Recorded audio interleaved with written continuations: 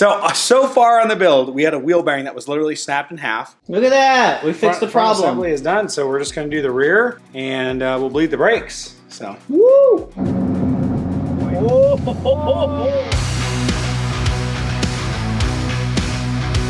This bearing spins, so what it does is it allows the lug nut to tighten up and rotate without dragging on the flange and pulls the stud in.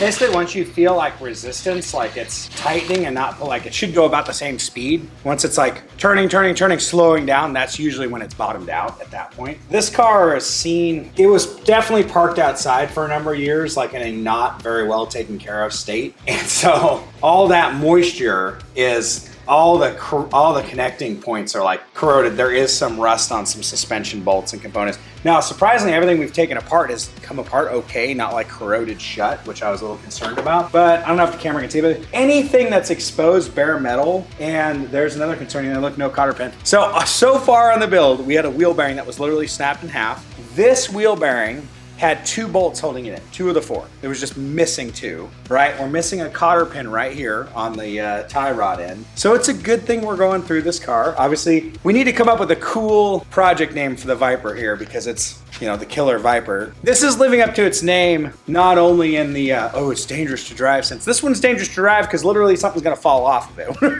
when we're driving. So we're gonna go through it, make sure it's safe. I don't know about reliable, but we're gonna make sure all of the maintenance stuff is taken care of. So this is a usable vehicle and looking forward to driving it some more, So getting into, the reason I'm putting longer studs on is we are gonna keep the original, you know, being an ACR, the original wheels are BBS wheels.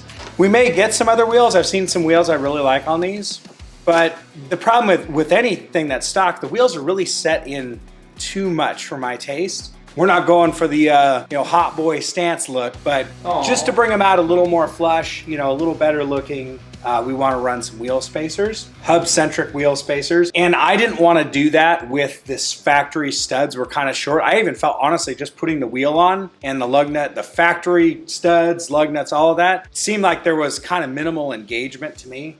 So we're putting a longer stud on so we can run a wheel spacer and still have plenty of thread engagement on the studs. But hey, look at that. We have wheel bearings and studs installed. And the only thing we're gonna wanna do now is stake that if I'm leaving that one. I may actually, we ordered new nuts because that's a common issue. I'm gonna not stake this one because we're gonna put the new nut on and then you just take a punch and kind of deform it right at the thread so that it can't back off. So when we're done here, we're gonna give the back a shot, which is the one I'm concerned about, so.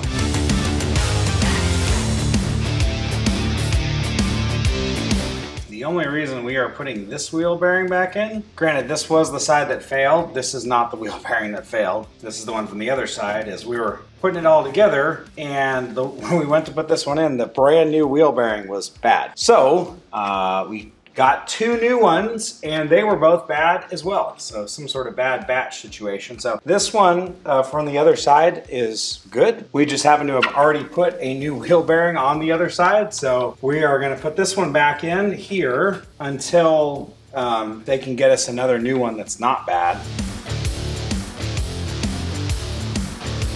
I'm excited that nut went on.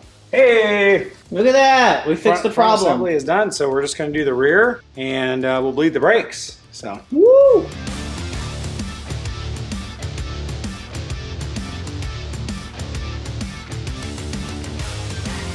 So we have all the fluids changed and new wheel bearings, and we're gonna go take it out and see how it feels.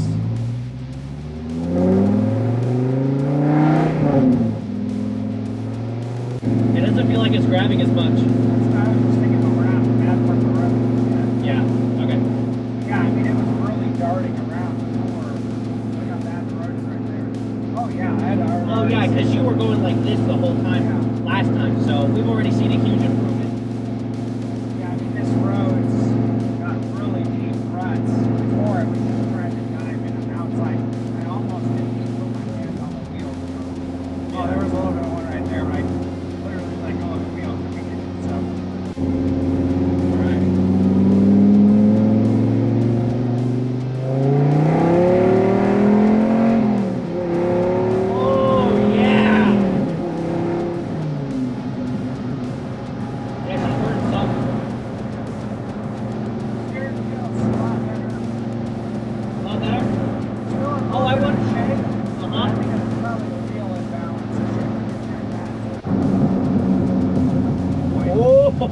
Oh, that, you guys didn't see that pothole, but holy cow.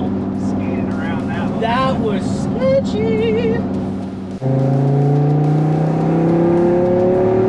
Oh, the wind just rolls in power. That wasn't even like getting on it. That's a good brake check too. Oh, there we go. Oh, that was beautiful.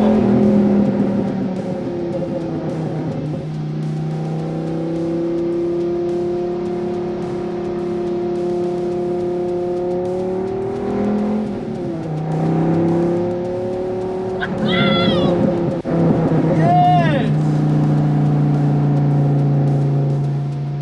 Torque is great. It's shift.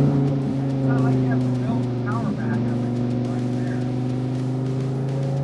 I don't even feel like you're braking. You're just turning the car and it's just staying landed.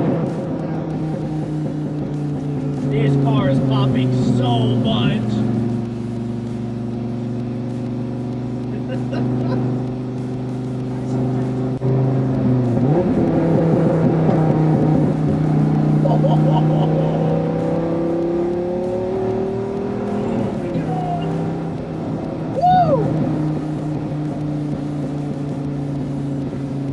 It's not like a BMW with how much popping we're doing.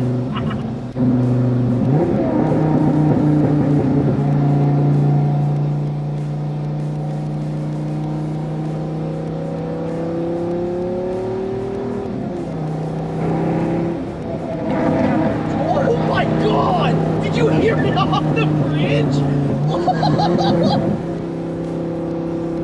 Oh man. Oh my gosh. So this is what it's like with you on the track. We actually push it on the track. Woo! Oh man.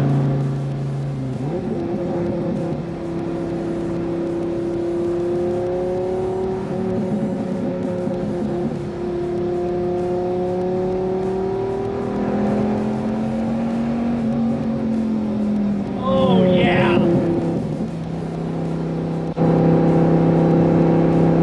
What? Woo! Got a little bumpy there. Oh, this thing's fun. Oh man.